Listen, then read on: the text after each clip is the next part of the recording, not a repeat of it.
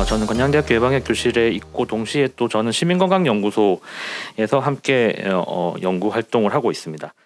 제가 오늘 말씀드릴 주제는 코로나19를 둘러싸고 벌어지고 있는 건강 불평등에 대한 이야기를 드리도록 하겠습니다. 실제로 감염병이라고 하는 것이 누구에게나 같은 빈도, 같은 기회에 그 비율로 영향을 미칠 것 같지만 실질적으로는 그렇지 않더라 하는 것은 상당히 오래 전부터 지속적으로 논의해왔던 이야기들입니다. 그러면 코로나19는 어떠할 것인가?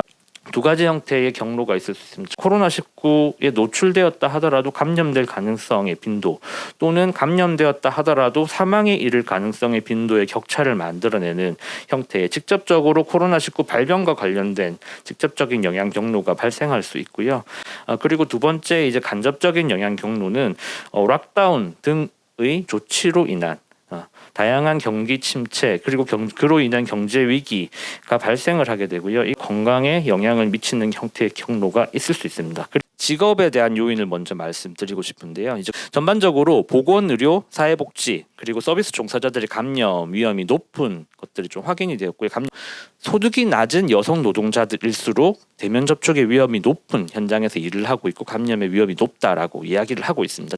저희가 이제 이주노동 활동가라든지 이주노동자들 또는 물류센터에서 일하셨던 분들, 콜센터 노동자들을 만나면서 기본적으로 방역에 취약한 노동 환경에서 일을 하고 계시고요. 그리고 사업주에 의한 적극적인 방역 지침이 전혀 작동하지 않는 상황에서 결국 모든 책임이라고 하는 것은 일하는 노동자에게 올곧이 내맡겨지는 상황들이 다양한 진술을 통해서 확인이 되었습니다. 다음으로 직접 영향에서 주거에 대한 이야기를 드리면 좀 재밌는 이야기입니다. 사실 실제로 이주 노동자들이라든지 아니면 홈리스 쪽방에 거주하시는 분들은 대면 접촉이 거의 없는 삶을 살고 있죠. 사실은 공용 공간, 화장실부터 모든 곳들이 다 공용 공간으로 사용하고 있기 때문에 전파의 위험이 상당히 높은 그런 주거 환경에 대한 어떤 개선이나 변화에 대한 이야기들은 쉽사리 나오지 않는 상황들. 다음에 이제 코호트 격리 아마 많이 들어보셨을 겁니다. 환기가 안 되는 공간, 화장실 당연히 같이 쓰고 세숫대에 밥을 같이 말아서 먹는 그런 장애인들이 모여 사는 시설들이 상당히 많이 있습니다. 이제 바이러스가 퍼질 수밖에 없는 환경을 그대로 방치한 채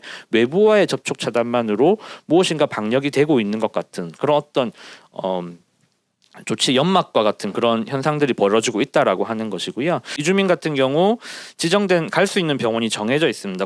공공은 코로나 병원으로 가서 이제 다른 진료를 받지 못하는 상황이 되었고 민간은 반대로 발열 환자 또는 특정 국가, 특정 지역을 다녀온 환자들을 밀어내는 현상들이 결과적으로 필수 의료 공백을 만들어내고 있었다라고 하는 점들도 확인이 되었습니다. 가장 취약한 사람들을 마지막까지 지켜주어야 할 공공이 가장 먼저 문을 닫는 상황들이 반복적으로 발생하는 것 자체가 또 다른 문제의 위험들을 키우고 있는 상황이라는 것들을 다양한 형태로 확인할 수 있었습니다. 그래서 어떻게 할 것이냐? 저희가 생각하는 불평등 해소 전략은 두 가지입니다. 첫 번째는 시민이 참여하는 협력적 거버넌스의 구축이고요. 두 번째는 사람 중심 돌봄의 원칙입니다. 먼저 이제 왜 시민 참여형이라고 하는 것인가?